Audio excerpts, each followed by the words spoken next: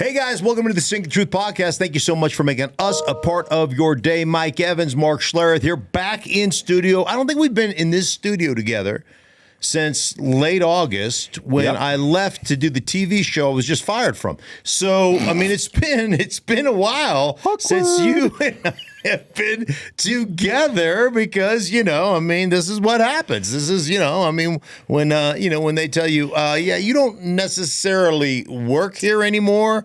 The prodigal son has come back. Yes, you have. We've killed the fatted calf, and we've celebrated my return. While over the last year I've enjoyed, trying to make you feel guilty for abandoning me. I'm still, sad that this happened to you, but hey, their loss is my gain again. Yeah, so I'm happy with it, but great to be here side by side talking about it. And here we go. Camps are opening. Oh my God. Can you believe it's our, thank God. Doesn't it feel Thank God. When it goes away, you feel like it'll never come back, right?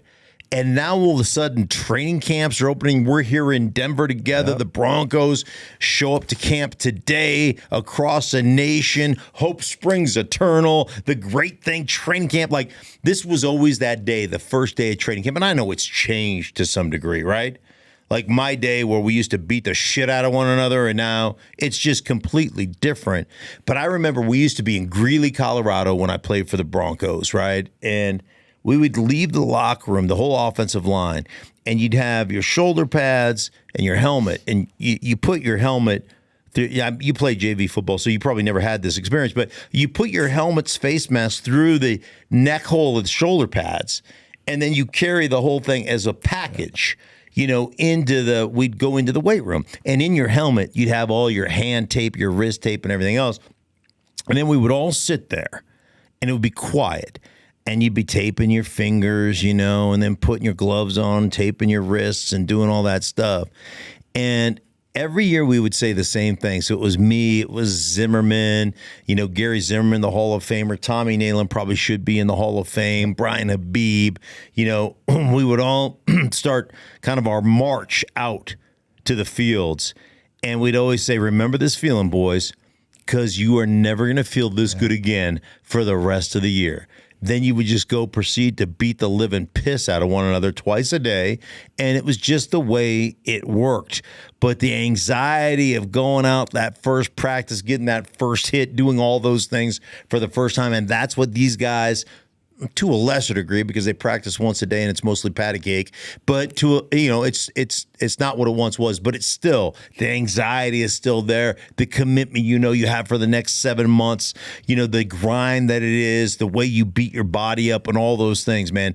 It is like, there's a special camaraderie that is born out of that because, there's only 1,500 people or so in the world that have that experience, that one, are gifted enough athletically to do it, and two, that have the balls to do it, and probably three, that are stupid enough to do it, right? And so you're a very small fraternity of men that have this common, this common activity that you can lean into. Well, Jerry Jones is a fraternity of one when it comes to being an NFL owner who also doubles as the team's general manager, and he got involved in the conversation surrounding Micah Parsons and whether or not a new deal is going to get done for Micah Parsons. And he was talking about the challenge of giving out long-term contracts, 4, 5, 6 years on these contracts. And he basically said, quote, even if they sign him, it doesn't mean they'll have him because he was hurt for 6 games last year. It ended up being 4, right, but you get the point. Yeah. He also said they made Dak Prescott the richest player in football, and he missed 2/3 of the year. Almost like, hey, what's the value of necessarily signing these guys long term if they're just going to get hurt for me? J.J. Watt took to responding to this, as only J.J. Watt can. He said, quote, anytime you can publicly take a dig at your star quarterback and your star pass rusher simultaneously right before the season begins, you just got to take it. Nothing makes guys want to fight for you more than hearing how upset you are that they got hurt while fighting for you. Right. Like Jerry Jones, I don't know. I mean, did you see Brian Schottenheimer's face when Jerry Jones said it? he's just like, really, dude? Really? Like, don't you put that on me, Ricky Bobby. Don't you put that on me, Ricky Bobby. Like, he looked at him like, really? Do we have to? And everybody within that organization is going, at what point can we just mute him? Like, at what point can we just say, because they all want to go, Jerry, it's time for you to quit addressing the media. It's time for you to quit having a radio show. It's time for you just to stop. Let us run the football operations. How about you just own the team? How about you just shut up and own the team and quit saying stuff like this? And I get that, you could sit there and you could parse it out and say Jerry Jones was essentially saying, even when you sign these guys to long term, it doesn't mean you're going to have them because of injury risks and the NFL and all those things. But the way he makes it sound, he just makes it sound, I'm begrudgingly giving you this contract. You don't really deserve it. I don't want to do it, but I'm forced to do it based on the bylaws of the NFL. And I'd rather just you not be here. Or maybe I'll trade you. Who knows what's going on? And so ultimately, and I say this all the time, your own worst enemy is your owner, because your owner completely circumvents the authority that the head coach has and the organization has. So I think J.J. Watt's 100% right. Like, how would you feel if you're in that locker room and your owner basically saying, hey, here's the two best guys on my team, and I'm begrudgingly paying these guys, but I don't really want to? I mean, that's how you would read that.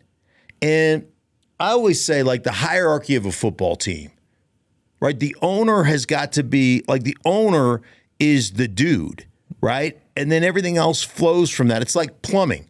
I worked as a plumber's apprentice. I've told you this before. And the first thing I was asked to do, we're putting a drainage in a basement, right? And it had to go down, like the drainage goes down to the septic tank area, for the plumbing, the toilet, and all that stuff, right? And so I'm digging it by hand. So we're on higher ground, and the septic tank is probably, let's call it 20 yards away, right? I mean, it's a good far distance away. And here's what the plumber told me. He goes, the only thing you need to know about plumbing as you're digging this trench across this yard is that shit flows downhill. So make sure you've got a great angle on that down to the septic tank. So by the time you get to the septic tank, you're 7-8 feet deep, and I'm hand digging this damn thing, right? It's a small trench, but it's all the way up to where the floor of the basement is for the plumbing and stuff. And ultimately, that's the way it works within an organization. If the owner does stupid stuff that creates animosity within the organization, what's the likelihood of you actually listening to the coach, right? How likely is that when ultimately the owner is going to make those decisions? Larger question. Speak directly to Cowboy fans. Do they have any chance as fans to see this thing prosper as long as Jerry Jones is the general manager? They're always going to have a chance, because I think the way they're built, I think they're pretty good. You look at Dallas as an organization from a drafting standpoint. Dude, they have hit, man. Mm-hmm. Like, when they draft players first, second, third round, man, they hit. I bet you their hit rate is top 5 in the NFL when it comes to the draft. So they do a really good job in the draft of getting players. They've done a great job of developing their players. Dak Prescott was a 4th rounder. That dude is hit, and he's developed, and I think he's one of those guys. Is he a first-tier guy? No, but he's clearly in that second tier of guys, right? If you put the first-tier guys of, say, Burrow and Lamar and Josh Allen and whoever else, that next tier of guys, whatever that next tier is, the Staffords of the world, maybe like the Jalen Hurts, maybe like he's clearly in that tier of quarterbacks. So they've done a great job of drafting and developing their guys. So they're going to be good. And I think in that division, the NFC East, which is, certainly battle-tested, Philadelphia's got one of the best rosters in football. They're the world champions, and they don't look like they've lost a lot. They've lost a little, but not a lot. Obviously, Washington, what they were able to do last year, and I think their roster is better than it was a year ago. I think the Giants defensively are outstanding. So I think they're a team in the NFC East. I don't know that they win the division, but I think they're competitive to the end. And I think they're a potential. They're fighting for a wild card berth. So you get in and you've got that ability. But like Jerry's just as unintentionally his own worst enemy because he cannot shut up. He can't stop himself. He has got to be the center of attention. And like the Jimmy Johnson thing.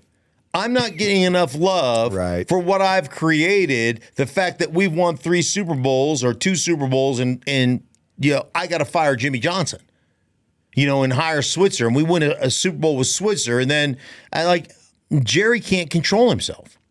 So this is one of the best parts of training camp is looking at these teams. And if you are a fan of a team that's got high expectations and the pressure that's applied to the coaches, as you look right now and you go around the NFL, who would you say 4 or 5 coaches that immediately are starting the season on the hot seat? And I'm not talking about somebody who's likely to pay for being the coach of a bad football team. I'm talking about a coach or coaches who are coaches of playoff teams that have to deliver a certain something in order to continue to be safe. Who are those coaches that face that kind of pressure? I think the guys that jump off like the top of my head, and I haven't looked at this, but like Sean McDermott would be on the top of my head. Absolutely. With the MVP, Josh Allen, what they were able to transition into last year, right? They got rid of Stephon Diggs, and they said, hey, man, let's just transition to a little bit more balanced offense and everything else. But when push comes to shove, their quarterback plays great football in the playoffs, and they end up not being able to win. So Sean McDermott would be one of the guys at the top of my list. John Harbaugh. You can't have the 2-time MVP at quarterback and a guy that ultimately probably could have won another MVP last year had he not been nudged out by Josh Allen. Like at some point you have to produce and you've got to win, into the AFC title game. You got to get your team to the Super Bowl. And every year we talk about the Baltimore Ravens starting the year and being, the front runner for a number 1 seed overall. We talk about them all the time, and then we talk about their playoff failures. So at some point as the head coach, you have to produce playoff success. Yeah. And it's not just winning one game. It's not getting to the divisional round or even at this point, the AFC Championship game. You've got to get to the Super Bowl. We'll stay in that division. Mike Tomlin, you haven't won a Super Bowl, you haven't won a playoff game in over a decade. Yep. So at some point, you got to start winning playoff games. You can't just get to the playoffs every year. At some point, never having a losing season, it just becomes cute. Right? At one point, it was awesome. Now it's just like, okay, so what? At some point, you got to produce in the playoffs. Zach Taylor for Cincinnati. Good one. Like you've got the best quarterback in the National Football League who put up unbelievable numbers last year. You have a lack of balance. I think you play too much shotgun football. Your defense, not that that's your fault, but your defense, you can't sign your big-time pass rusher in Trey Hendrickson. Your first round pick doesn't have a contract right now. So Zach Taylor has got to be on the hot seat of potential playoff type teams that that you question ultimately. Kyle Shanahan? I think that I don't know that all right, I don't think he's on the hot seat like for getting fired, but I think if they have a disappointing season after signing Brock Purdy and doing all that, I think the fan base, I don't think the owner, and I've talked to Jed York a bunch, over the course of the last couple of years doing San Francisco games. Like Jed understands what he has in Kyle Shanahan. He understands how good Kyle is as a head coach. So I think the fan base, may get a little riled up about that, but I think the owner, I think Kyle is rock solid in San Francisco. There's a coach out there that is has the potential to really gain even more favor with his fan base, and we're talking about right here in Denver with Sean Payton. Last year, Stink, ESPN put out a ranking of all the rosters, just top to bottom, 32 rosters. Broncos came in at number 31. that bad. Yeah. 1 year later, bringing back pretty much the same group, couple of free agent acquisitions, but they jumped all the way up to 6th. All right, so if they were undervalued as a roster last year, any danger of them being overvalued this time around? That's a big jump in 1 year. It's a huge jump, and it just goes to show you how stupid the analytics people are. Like when that list came out at 31, I was like, listen, man, just because you don't know the names or they don't have a ton of name value doesn't mean they don't have a bunch of really good players. So I would say is ridiculous as I thought last year 31 was. And on our radio show, man, I lambasted ESPN and all the analytics people who put this together because 31 to me, we were right behind, I think, the Carolina Panthers at 32. And I'm like, you got to be kidding me. Like the difference in roster there.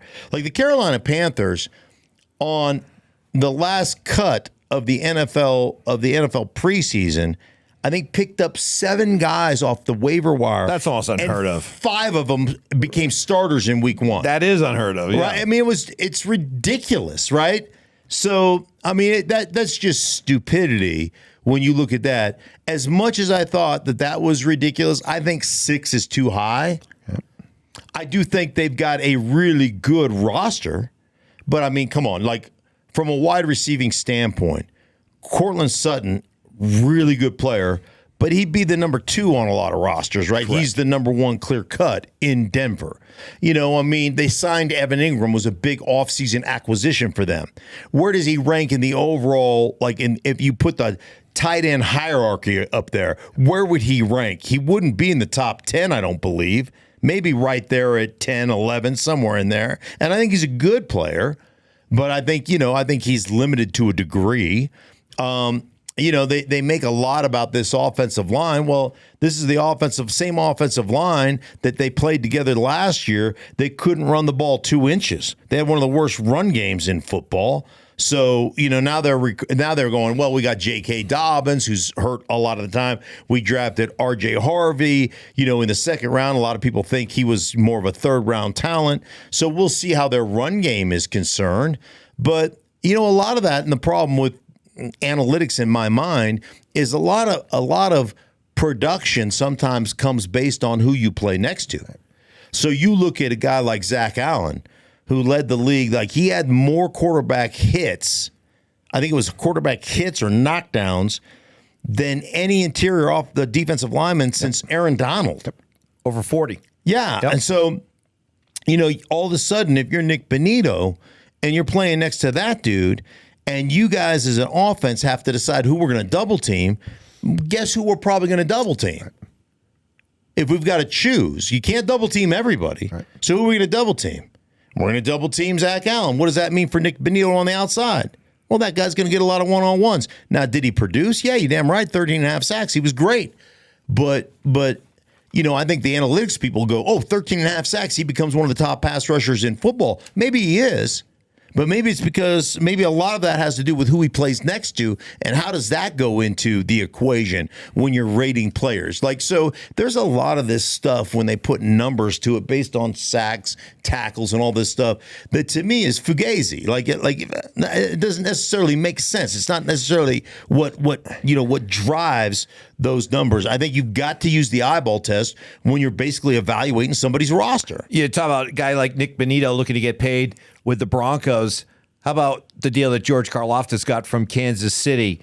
4 years, $93 million, $62 million of it guaranteed for a guy 24 years old, 3 years in the league, has 24.5 career sacks, 18.5 the last 2. That's probably a deal that Nick Bonito would love to get done for himself with the Broncos. But Karlaftis, when you look at what the Chiefs have been able to do during this run of theirs, how does a guy like Karlaftis fit into all of that? Not only the way he plays, but just how he kind of fits their culture. Yeah, well, one, I mean, when you've got a guy inside of you in Chris Jones, who's just an absolute problem, like the same type of thing I was just talking about in regards to Zach Allen. Right. That guy's going to get the majority of the attention, right? So you're going to get some one-on-one opportunities. But I'll go back to a situation on, I want to say, in that Buffalo game when they played. Did they play the Bills in the AFC Championship game? The playoff game between the Bills and Kansas City. Anyhow, it doesn't matter if it was the divisional round or if it was the championship game. But there was like a 3rd down and 9 at the end of that game. And like it's nut cutting time, right? And the Bills are driving. And they run this swing. It was either bubbles. I think it might have been a bubble screen out to the outside. And that damn thing is going to pick up the first down, right? They're running off coverage on that side. They run. And again, I'm probably screwing this up to a degree. But it doesn't matter exactly what the play was.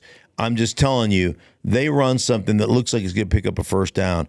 Karlaftis leaves his pass rushing responsibility, puts his foot in the ground, spins a 180, freaking hightails it to a point, a cutoff point, after that receiver catches the ball and tackles him and makes it like he tackles him for 4 or 5 yards, whatever it was, and puts it down at 4th down and whatever, 4th and 5, 4th and 6. But it was an unbelievable awareness/effort play. And so sometimes we value, when we're evaluating a player, we value the sack statistic far more than the overall performance statistics, the immeasurable things. That came down as a tackle, some innocuous tackle, and he probably had like 3 or 4 tackles. Right. But there was never a tackle in any game in the playoffs that was more valuable than that particular tackle. And that puts you in a 4th down situation where you don't convert the first down, whether it was the tush push or, maybe it was the throw where the tight end Knox dropped it or whatever. Well, I can't remember the exact scenario because, I walk out of the garage. I can't remember why I walked out there. But I just remember going, that's a big time freaking football play that nobody will talk about. The awareness to have, like, put my foot to the ground and go tackle a bubble screen. And so there's value in that. And I think the Chiefs have done a really good job of understanding the value of their players and the things they're asked to do and who does that exceptionally well. And he did, and that might have been the difference between watching a Super Bowl and getting your ass kicked in it by 40 points in the Super Bowl. Ha ha, Chiefs. Oh, wait, they did make it close to the end when they were down by 40 and everybody waved the white flag and they scored a couple courtesy touchdowns. But anyhow. No, but but I digress. I'm not hearing any bitterness right there. But I digress. I couldn't have been happier about them getting their ass kicked in the Super Bowl. I became a huge Eagles fan at that point. Yes. But guys like Karlaftis, you think about teams, championship teams that are always in contention.